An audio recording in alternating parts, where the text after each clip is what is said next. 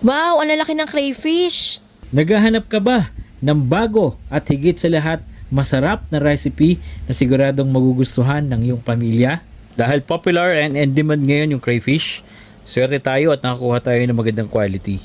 Samahan niyo po kaming lutuin ito. First step, blanch namin yung crayfish. Then, ilagay na namin yung butter. Sinunod na din namin yung chopped potatoes. Depende na sa iyo kung gaano karami ang gusto nyong ilagay. After nun, yung mga aromatics naman, bawang, sibuyas, at ginger. Nagdagdag na din kami ng Hungarian sausage dahil favorite ito ng mga kids. And broccolis para mas healthy. Then, sinunod na din namin yung mixed spices and ingredients. I-mix lang natin, then add salt. Mag-add na lang depende sa panlasa nyo. And syempre, ilagay na din natin yung 2 kilograms of crayfish.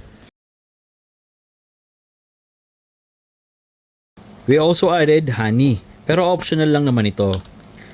Then, haluin lang natin. Lemon soda or kung ano available nyo, pwede naman. Gusto lang din namin magpasalamat sa Juanito's Tank Hobbies. Sa kanila namin nabili itong malalaking crayfish.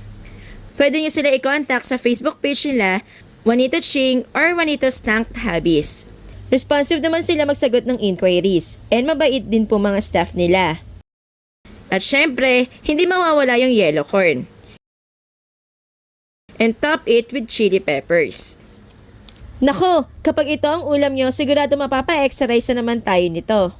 Ready na at ihanda na ang mesa. Sarap! I-like and share nyo po ito. Save nyo na din for your next ulam recipe.